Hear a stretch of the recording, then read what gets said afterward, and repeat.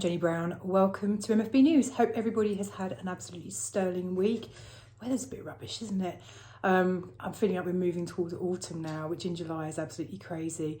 But yeah, for those of you who've got your kids on school holidays, welcome to that. Let's hope it dries up for us. Now, in terms of what we've got for you today, we're going to do our usual look at what's been happening with swap rates, lender pricing changes, and also lending criteria changes.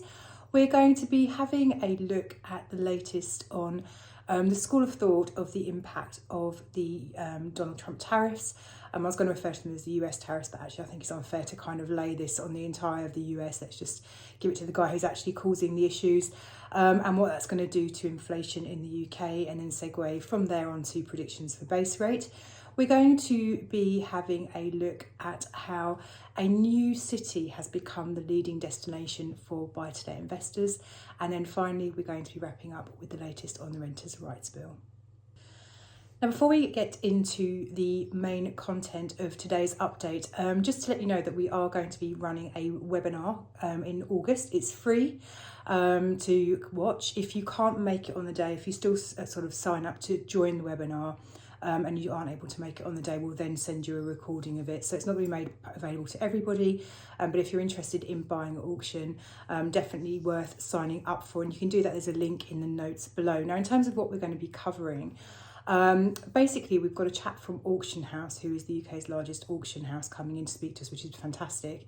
And we're going to be talking about all the things about buying auction. So in my mind, I think I'm going to be sort of chatting to him about the whole process. So I've never bought a property at auction. I've never even been to an auction, which is a bit of a bad thing to admit, but I haven't. So I'm really curious about the whole thing works. Also, what are the pitfalls for buyers? What are the risks? How does a property end up being sold at auction in the first place?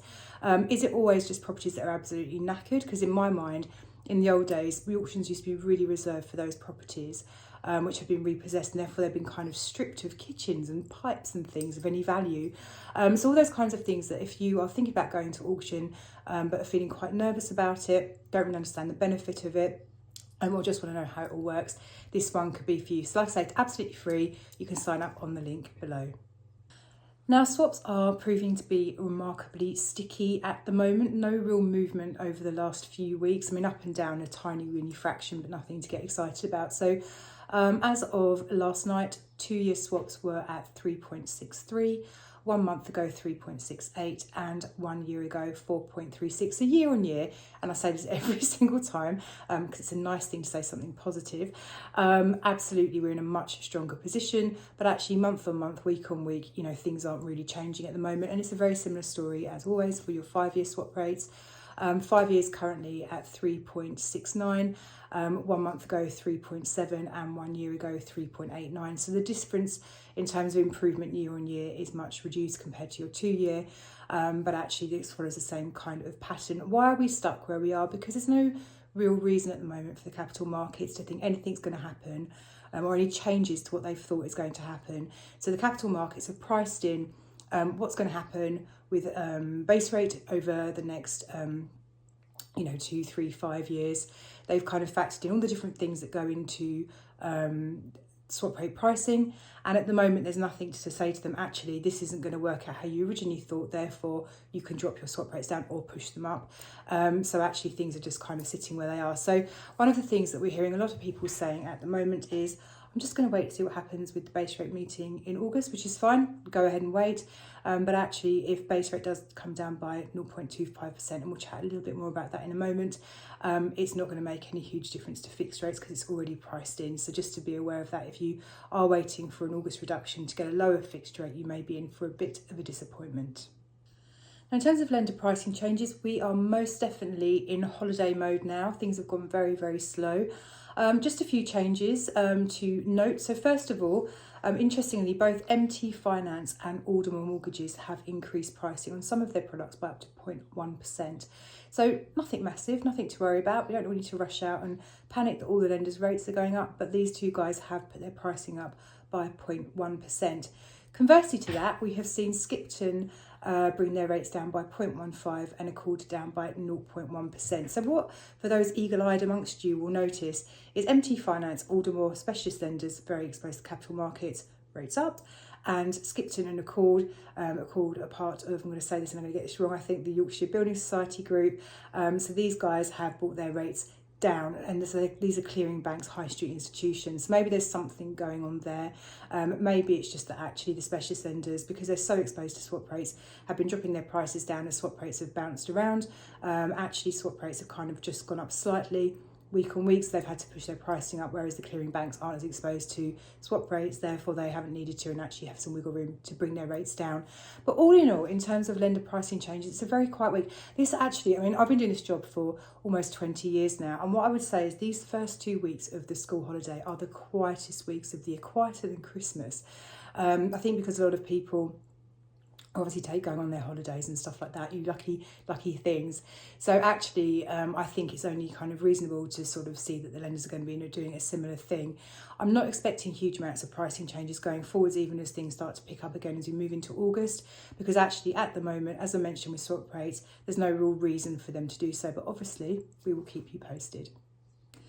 Okay, now there's been one bit of lending criteria change in the last week. It's pretty niche, it probably won't apply to any of you, but I'm going to share it anyway because I think it's always interesting to be aware of the kind of policies that sit around mortgage lending. If you're watching this video, you clearly have a curiosity in the market, which is fantastic. You want to really understand your business and the things that influence it. So let's share this one with you anyway. So Virgin Money have made changes to their foreign national policy.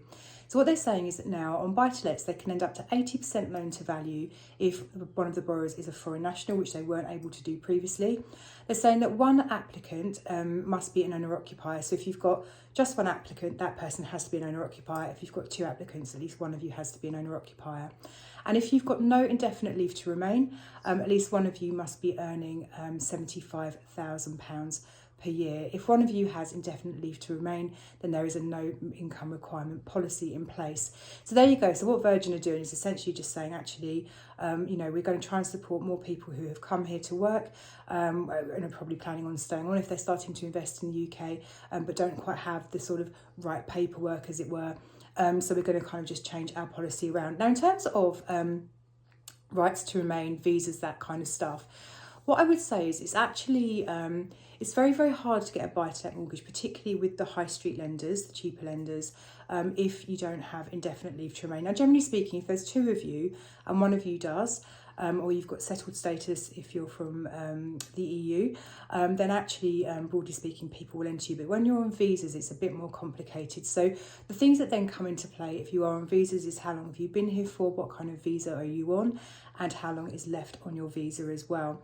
So I think the kind of message is, if you know someone, or you are someone indeed, who is a foreign national in the UK looking to acquire investment property, but you're finding that you're getting some pushback from the lenders because you don't have indefinite leave to remain or settled status here in the UK, give us a call. There are people who can help you. I mean, interestingly, someone like Hampshire Trust Bank can lend to non-UK resident foreign nationals, so an Italian living in Italy, or even an Italian living in, I don't know, Australia. So there are lenders who can cater for all different eventualities. So as always, just give us a call if you'd like to chat it through. Now, I just wanted to touch on the global tariffs. Remember, we had the kind of initial announcement of them. Everyone kind of went crazy. Then Donald Trump decided that on that particular morning, he felt like not doing it after all, or putting it on pause. And everything settled down and they got re-announced again. So it looks like as we move towards the 1st of August, which is when these tariffs are due to come into play, they are looking increasingly likely to go ahead. But until, as we know, the deal is done, anything could happen. But there is going to be a knock-on impact. So a lot of us will be sort of thinking, phew, our tariffs are going to be much, much lower than in other parts of the world. Therefore, we've got off lightly. But actually, there's going to be a more profound impact, which kind of filters all the way down to your mortgage rate. So I think it's just important to understand the possible impact of the tariffs. And actually, I think it's fair to say that no one really knows how this is going to shake out. But there's been all sorts of modelling that the kind of super intelligent people in the city have been doing, trying to kind of figure it all out. And I just wanted to share with you where their heads are. So just to recap, first of all, the estimated average tariff that Trump is going to be imposing across the globe is 20% if the 1st of August goes ahead. Now, we have agreed a reciprocal tariff rate of 10%, but some sectors, so steel, cars and pharmaceuticals, are still remaining exposed. So like I say, our kind of arrangement is looking more favourable than many other countries, including the EU, incidentally. Now, if the tariffs do take effect, UK manufacturers will see rising costs, which could be passed on to UK consumers. This is going to add upward pressure to our domestic inflation. So global price increases due to the US tariffs, particularly on autos, metals, semiconductors and pharmaceuticals, are already evident. We're already seeing the impact of this starting to come into play. Now, US inflation has accelerated to 2.7% in June, is expected to be at least 3% by the end of this year. And this extends to input prices in the UK, which may translate to higher retail prices. So essentially, because there's inflation in the US linked to the tariffs, this kind of ripples over the pond to us, as it always seems to do, which could then lead to higher retail prices, which then obviously means we have to spend more money buying things. That's inflation. So the OECD is warning that UK growth could slow to 1% in 2026, with inflation staying persistent due to global trade frictions. So essentially what they're saying is that it's going to be a massive kind of, I was going to swear there, something storm, and actually this is going to really kind of impact UK growth over the next at least 12 months while things settle down. So in terms of the ultimate impact to UK inflation, the impact is thought that it's going to be adding at least 0.5, so 0.5% to 1% to UK inflation rate. So we're currently sitting at around 3%, so that could push us up to 3.5%, 4%, so very, very negative. So linking this now into the base rate meeting that we have going on and predictions for base rate going forward. So the MPC have got a real Hobson's choice at the moment. So on one hand, our growth is very, very bad. We're doing incredibly poorly in this country and we need to kind of stimulate things. So one of the ways that people or the MPC would kind of look to stimulate growth in the UK economy is to drop interest rates down. But on the other hand, inflation is still a massive problem for us. We're sitting way over our 2% target. And with things like the tariffs on the horizon, which is going to push things up, actually kind of doing something which could be inflationary, i.e. dropping interest rates down, could be a bad move. So these guys have got a really difficult decision on their hands. Now, reading all through the different predictions, and there's lots of predictions and obviously no one really quite knows what's going to happen, but the general school of thought is there will be one more base rate reduction this year. Will it be in August? I suspect it possibly will be, and then we won't see anything further for the rest of 2025, 2026. I think the kind of jury's out a bit at the moment because there's so much at play, so many things going on and so many things that could go on as well. So I think actually no one's really looking to sort of start predicting into next year too much at the moment, but definitely the markets are calling one more base rate reduction this year, probably in August. And then that will be your lot. Okay, now I was reading a report which I found incredibly interesting, which was talking about a new city which has become the UK's leading destination for property investment. And it was an unusual one because we never ever hear this city being really kind of bigged up, which is crazy because it's our capital city, London. Why don't people tend to invest in London? Well, first of all, it's expensive. So immediately you have to find a bigger deposit, your stamp duty's more, all those kinds of things. But secondly, the yields are the weakest in the country. So some people just who are yield chasing, and lots of you are, understandably, you shy away from London.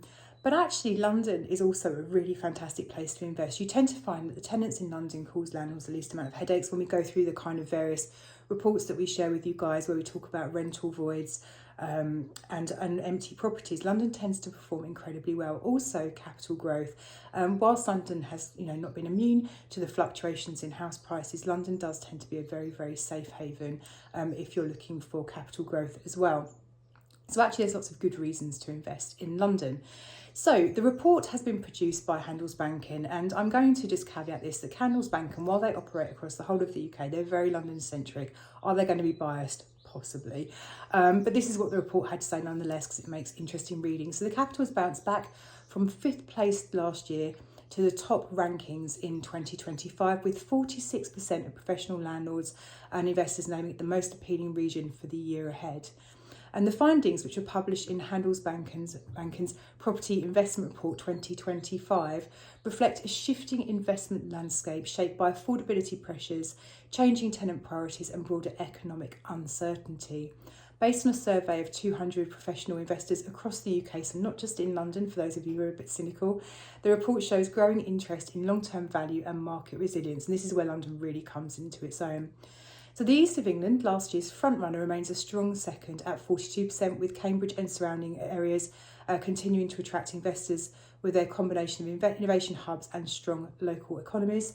The South East has also risen in the rankings, cited by 34% of respondents, up from 21.5% last year. So there you go. For those of you who have come away from investing in London or have never really thought to invest in London, there's some kind of thoughts about what other investors are thinking about using the capital as their next investment city.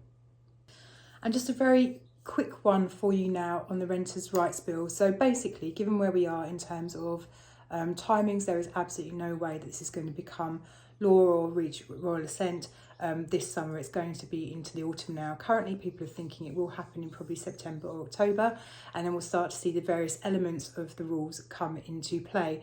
Now, there are a couple of amendments that have been voted on, so our government didn't win those votes. Unfortunately, the amendments aren't particularly exciting, so you're not going to see huge amounts of changes in the Renters' Rights Bill now before it comes into law.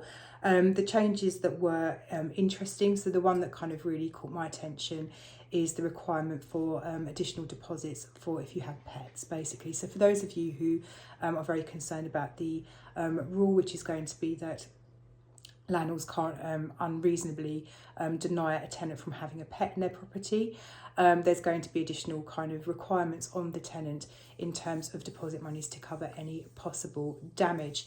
Now, there's lots of information around on the Renters' Rights Bill. Do brush up on it. It's really important. It actually amazes me when I speak to clients, even some landlords that have quite a large number of portfolios, how few of them are actually across the changes that are coming in. It is really important. It's going to impact all of us as landlords, so you do need to brush up on that. And we've done lots of blogs and videos and stuff on the Renters' Rights Bill that you can have a look at, but there's also loads of information on other places as well. So do have a look and we'll keep you posted, but you're probably not going to hear much on the Renters' Rights Bill now until the autumn, and then it's really going to get going. And that's it for us this week. Thank you so much for taking the time to have a watch, a read or a listen. And as always, we'd love to hear from you. If you have any questions, you know the number 0345 345 6788, or you can have a little online chat with us on our website. You can send us an email. I mean, crikey, send us a carrier pigeon if you want. We're not fussy. We'd just love to hear from you. Also, I was just kind of contemplating for a moment the kind of format of MFB News, and it seems to be working. We get lots of really nice feedback, and thank you to those people who do take the time to give us the constructive feedback. It's really useful. But I can't help but kind of think that we've had the same format for a really long time. I started this video in COVID, that's how long it's been. So as always, we're very, very open to feedback. This is entirely for your benefit, this video, just to bring you up to speed on all the news and, you know, try and help you out as landlords. So if there's something that we're missing, something you'd like to have in there, please do share it with us. We're really, really open to kind of taking that on board and trying to shape a video or a podcast, however you receive this, as something that's really beneficial. That's it for me this week. You will notice that last week I was talking about potentially starting my day with a glass of gin and tonic because it's school holidays. I haven't got there yet, but the way things are going, I suspect that next week I may be here with a bottle of Tanqueray next to me, kicking off the day. I hope you guys with kids on holidays are doing well. Speak to you next week.